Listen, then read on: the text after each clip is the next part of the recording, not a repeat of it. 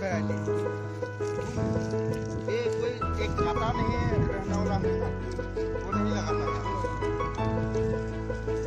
अभी ये कब निकलेगा ये जो पानी,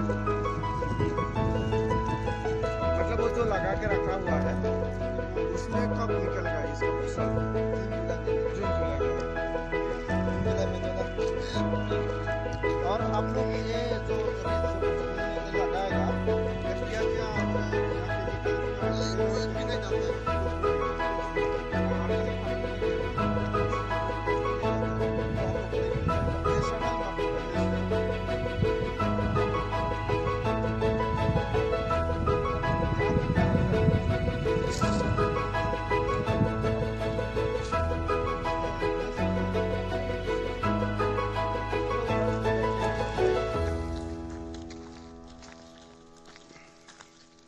पहले था क्या इसमें?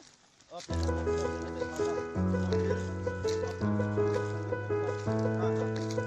इसमें पानी तो रेत भी होता है।